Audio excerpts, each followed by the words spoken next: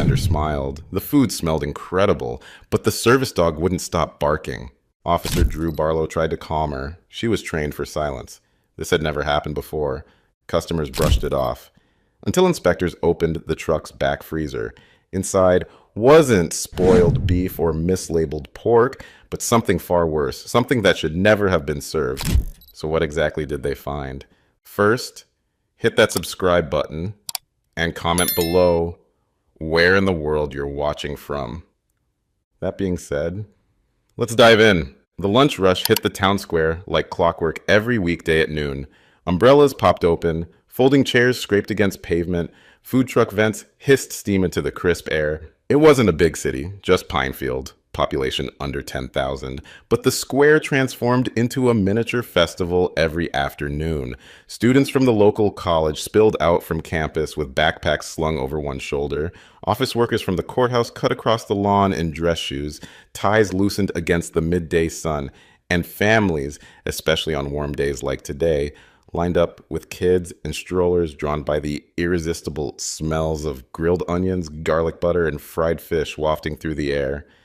Salsa Luna was the newest truck in the rotation, but already the most popular by far. Hard to miss with its bright green paint job, Day of the Dead style lettering hand-painted across the sides, salsa music playing just loud enough from a weathered speaker mounted on the roof. Its owner, Ricardo Munoz, had the kind of easy charm that made people trust him instantly. Always wore a red bandana tied around his neck, told terrible dad jokes through the serving window, remembered regulars by name after just one visit. His steak tacos had racked up 5-star reviews on Yelp within days of opening, and nobody ever seemed to notice whether he had a proper license posted anywhere. Officer Drew Barlow wasn't there to inspect food trucks.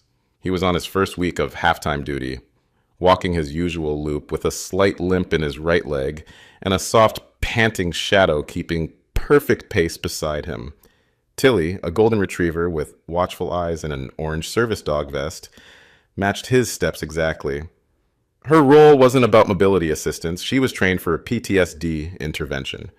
She knew when Drew's heart rate spiked without him noticing, when his voice hit a register that he couldn't hear himself.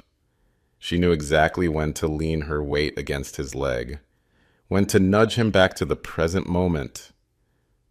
They'd just passed a Thai noodle cart when Drew caught the unmistakable scent of pork carnitas sizzling on a flat-top grill and realized he hadn't eaten since his hasty breakfast of cold toast. "Let's see what all the fuss is about," he murmured, guiding Tilly toward the Salsa Luna line. They waited about 10 minutes, behind a teenage couple sharing earbuds and a banker scrolling frantically through emails. Tilly sat perfectly still, tail curled neatly over one paw, seemingly content to people watch while they waited.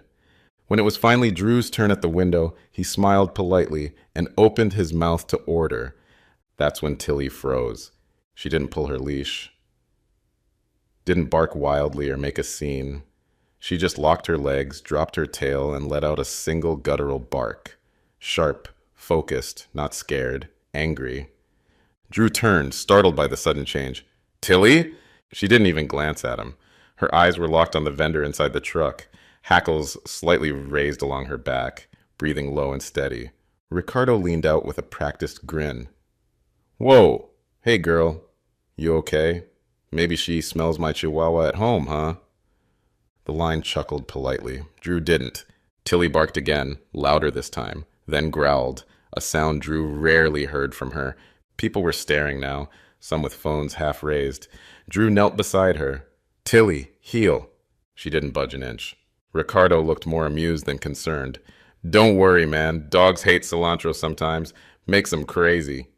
Drew stood, gave a tight nod, and walked away without ordering.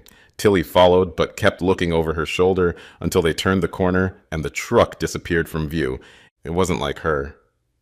Not even close. And for the first time in a long while, Drew felt his chest tighten in a way he hadn't felt since the academy. Not from fear or anxiety. From instinct. She hadn't barked to protect him. She'd barked to warn him. The thing about Tilly, what made her different from other service dogs Drew had worked with, was her precision. She didn't react to squirrels darting across the park, didn't flinch when garbage trucks backfired, never even blinked at fireworks or the occasional pedestrian who shouted too loud downtown. Her entire training revolved around restraint. So when Drew got home that night and tossed his keys on the counter, he couldn't let it go. He kept replaying the bark in his head. Not startled, not panicked. It was alert, purposeful, like she'd seen something he hadn't. He tried brushing it off at first. Maybe the guy really did have a dog at home. Maybe Tilly had picked up something strange in the air, spices she'd never encountered before, but it didn't sit right with him. Not at all. Out of habit, he flipped open his laptop and searched Salsa Luna Pinefield. Dozens of glowing reviews popped up immediately. Instagram reels of cheese pull shots. College kids filming TikToks of themselves taking first bites. Hashtags like hashtag best tacos in town and hashtag Luna lunch lines dominating local feeds. All charm, no controversy. But one thing stood out. Nowhere, not on Yelp, not on Google, not even in the local permit database, was there a trace of a business license under that name. Drew leaned back, frowning, and clicked through archived food truck rosters. Salsa Luna wasn't listed with the Chamber of Commerce either. Maybe it was just a clerical oversight. Maybe Munoz had registered under a different LLC name. But still, in a town like Pinefield, that kind of detail usually got noticed. The next day, Drew was technically off duty. Still, his morning walk brought him near the square again. Tilly trotted beside him, head high, tail swaying gently. She seemed completely fine. Until they turned the corner. The truck was already parked for the day. Bright green paint gleaming in the morning sun, music playing softly. Ricardo was flipping a spatula behind the open window, chatting with a few early customers. Tilly stopped cold. Drew barely registered the sudden slack in her leash before she let out another low growl. Not loud enough to attract attention, just constant. Her body tensed visibly. She backed up a step. He looked down at her. Tilly? Her eyes were locked on the truck again, unwavering. Her growl deepened. All right, Drew muttered, mostly to himself. I believe you. He scanned the square, looking for someone official. Near the library's front steps, Janelle Grant, the town's senior food safety officer, was sipping coffee and reviewing something on a clipboard. She was technically off duty too, but Drew figured now was as good a time as any. He crossed over to her. Hey, Janelle. She looked up, surprised. Officer Barlow, enjoying your morning? Trying to. Listen, I've got a bit of an odd ask. He explained the whole incident. Tilly's bark yesterday, her growl again today, the missing license records. Grant frowned but didn't dismiss him outright. You know dogs are scent-focused, right? She said thoughtfully. He could have spilled raw meat or tracked in something foul from a supplier. Doesn't mean anything criminal. I know, Drew nodded. But you've met Tilly before. She doesn't react like this. Not even when a guy in a ski mask walked into the bank last year. Grant exhaled slowly. All right, I'll take a look, but unofficially. They walked together toward the truck. Ricardo smiled broadly when he saw them approaching. Back again, huh? This time bringing company? Grant flashed her badge casually. Health inspection, just a routine spot check. Got a minute? His smile faltered slightly. Now? Kind of busy with the morning rush. Then we won't take long. He hesitated, then stepped aside reluctantly, gesturing them in. Tilly stayed outside, watching the truck like it might drive off at any second. As Grant climbed into the narrow galley, Drew looked down at his dog. You saw something, he whispered. She didn't blink, didn't sit. She just stared at the truck, still as a photograph. The moment Janelle Grant stepped into the truck, her nose twitched involuntarily. Not foul exactly, but definitely off, like grease that had been reused too many times, or produce that had sat out in humid air a bit too long. She'd done enough surprise inspections to know when something was masking something else. Sorry about the mess, Ricardo called from the grill, where sizzling meat hissed on the flat top. Didn't think I'd have visitors so early. Just need a quick look at your storage and prep areas, Grant replied evenly. Won't be long. She ducked slightly beneath a hanging string of plastic chili lights and began her methodical walkthrough. First the prep counters, sticky, a little cluttered, but nothing egregious. Cutting boards stacked under a pile of paper towels, oil-stained aprons draped near the hand sink, a bottle of sanitizer still sealed and unopened. Her pen scratched across her clipboard. "Where's your main refrigeration unit?" she asked. Ricardo pointed to a chest-style cooler tucked beneath the rear prep table. "There. Got another fridge, too. Back corner." She crouched and opened the cooler first. Ice packs, sealed bags of veggies, a tub of sour cream resting dangerously close to room temperature. "Need a thermometer?" she asked dryly. "Nah, it's usually fine." Grant moved to the upright fridge, opened the door, and stopped. Inside, a pile of meat, wrapped in unsealed plastic, sat in a pool of reddish liquid. Some pieces looked gray around the edges, no labels, no dates. The odor wasn't just unpleasant, it was metallic, gamey. "What cuts are these?" she asked, keeping her voice professional. Ricardo scratched the back of his neck. "Mostly pork, some goat, specialty stuff. I buy local." Grant narrowed her eyes. "Where's the packaging?" "Guy I get it from does bulk deliveries, rural farms, off the books, but clean, I promise you." She took a step back, glanced at the freezer bolted beneath the rear counter. "This locked?" Ricardo hesitated visibly. "It's for private stock. I bring some stuff from home, family recipes." "I need to see it." "It's not for sale." "Then you've got nothing to hide." Ricardo didn't move, just held her gaze. Then, slowly, he pulled a ring of keys from his pocket and unlocked the freezer. Grant opened it. A second later, she dropped the lid with a gasp. Then she turned sharply toward the truck window and shouted, "Officer Barlow, I need you in here!" Drew climbed aboard instantly, hand already near his badge. "What is it?" She opened the freezer again, slowly this time, letting him see. There were 3 slabs of what looked like partially thawed meat, bones still attached. But it wasn't beef. Or pork. The bones were too thin, the muscle too stringy. One chunk had fur still attached. Tilly, still outside the truck, let out a sudden bark, loud, piercing, and for the first time since she'd met her, Grant saw the dog jump up on the truck step and plant her paws against the window, her eyes locked directly on Ricardo. "Step out of the truck," Drew said, voice low and even. Ricardo threw up his hands. "This is crazy. That's game meat. I've got paperwork." "Then show it." He didn't move.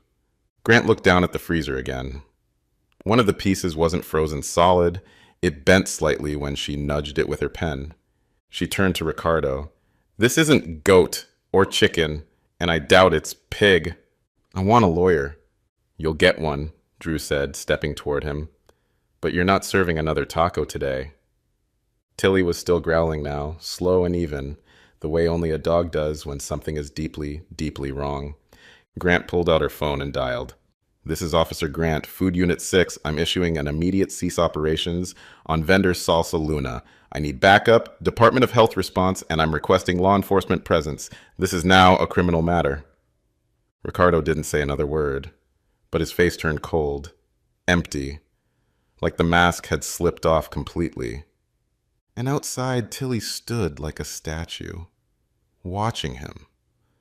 Like she'd known all along what he was hiding. 2 days later, the first set of test results came in. Grant had driven up to Drew's place herself, paperwork in hand, jaw locked tight. "It's not just bad hygiene," she said, handing him the folder. "They ran DNA on the samples from the freezer. 1 tested positive for raccoon. 2 had traces of feline." Drew didn't speak for a long time. "You mean stray cats," she finished. "Confirmed.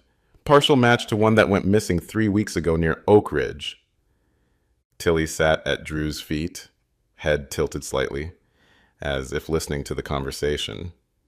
She hadn't barked once that day, but she hadn't left Drew's side either, not even to eat her breakfast. The next day, the sheriff's office filed a criminal complaint. Health violations quickly became cruelty charges, then they became something darker. Grant contacted the Department of Agriculture. The state's veterinary toxicology lab ran a broader panel, and the findings only got worse. Inside one of the unmarked containers, fur clumps, some with collar fragments still attached. Not large dogs, not wolves, domestic animals, probably stolen from the area.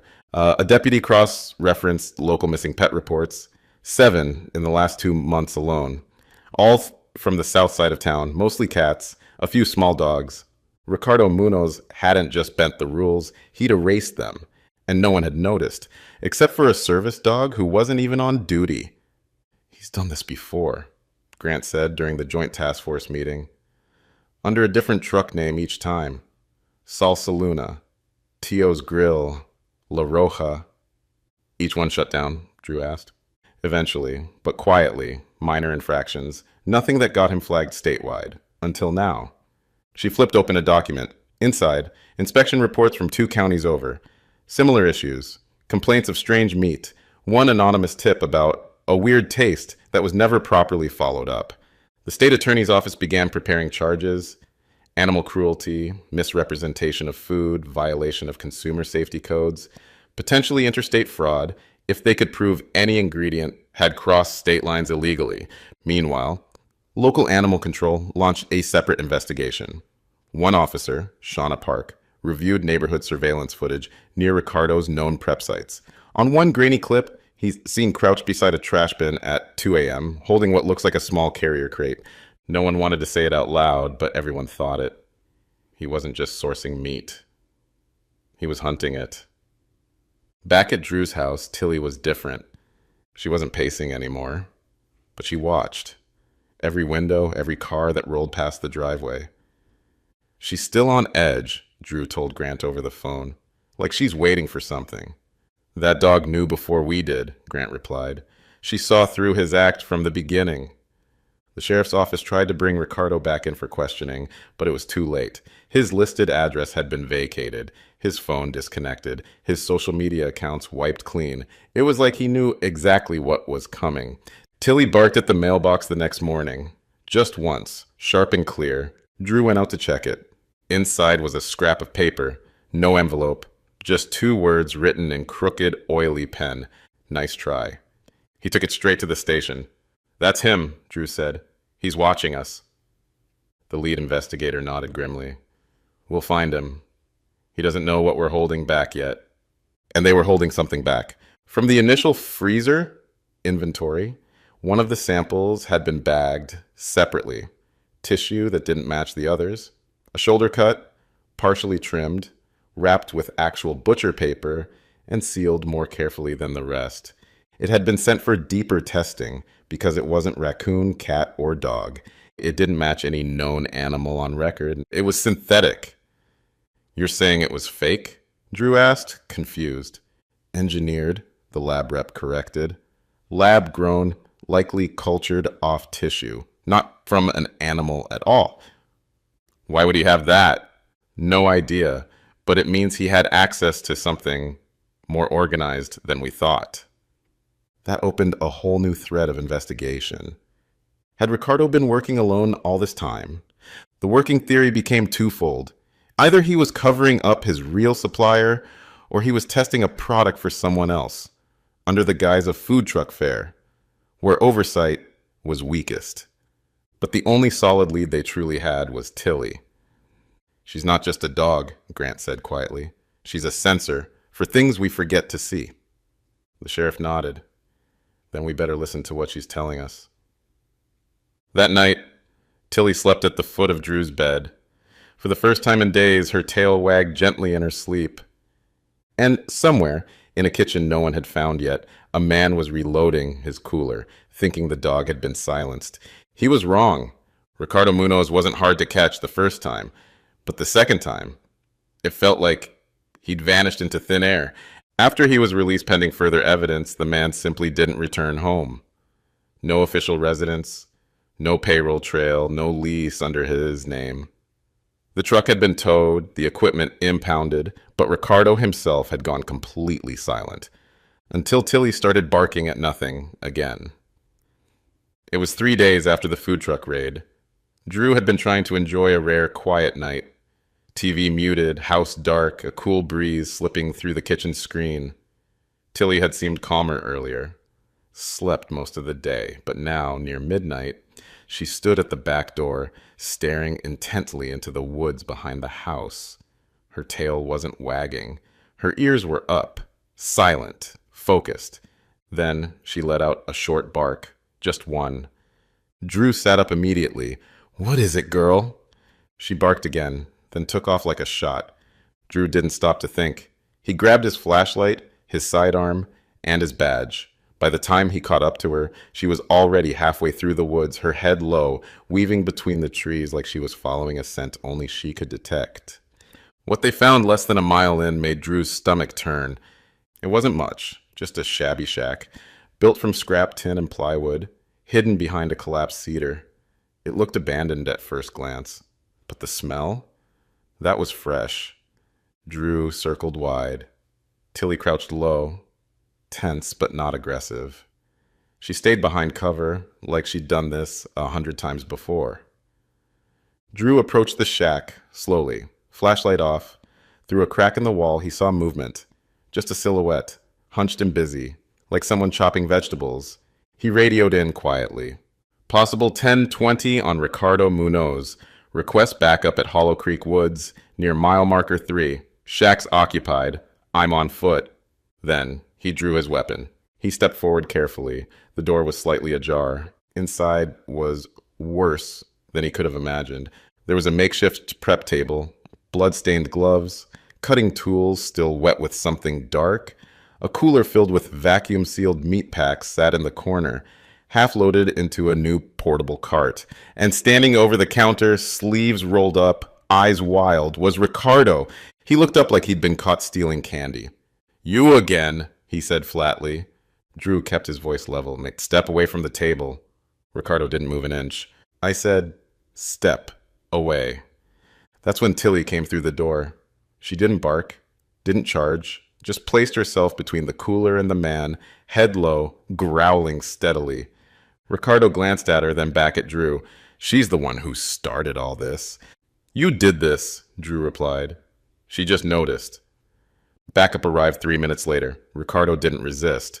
Let them cuff him without struggle. Kept muttering about how they were watching anyway, and this town's full of hypocrites. Inside the shack, officers cataloged everything methodically. Gloves, bones, sealed trays labeled with vague codes, a half-written list of park names and dates, possible drop locations. One of the bags had a faint smudge on it. Forensics would later lift a partial fingerprint. Outside, Tilly sat beside the patrol car quietly, eyes fixed on the dark woods. Drew knelt beside her and scratched behind her ear. "You found him," he whispered. "Again." She leaned her head into his palm. Later, the department would issue a short press release. Local vendor taken into custody after evidence tied him to illegal food preparation and distribution. Investigation ongoing. No mention of Tilly. No front page story. Just a line in a paragraph. But in the neighborhood that night, word spread like wildfire. The vendor, everyone thought they knew, wasn't just cutting corners. He was cutting through rules no one thought could be broken. And it wasn't a badge, or a gun, or a report that exposed him. It was a dog with a sense for truth. The trial was quiet, almost too quiet for what it could have become. There were no national headlines, no courtroom sketches, no massive press turnout, just a few local journalists, some confused neighbors, and a slow parade of evidence that painted a picture nobody in town wanted to believe. Ricardo Munoz, according to testimony and digital records, had been operating under 3 different business names across 2 states.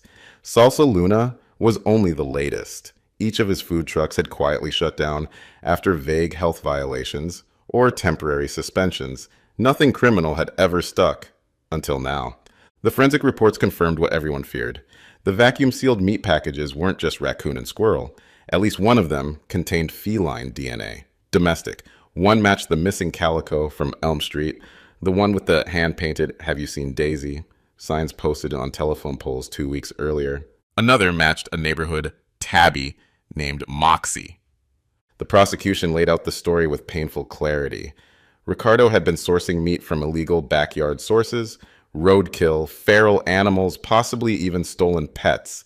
He blended them with conventional ingredients, disguised them under aggressive seasoning, and sold them as tacos and skewers to half the town. And no one suspected a thing. No one, except a retired service dog.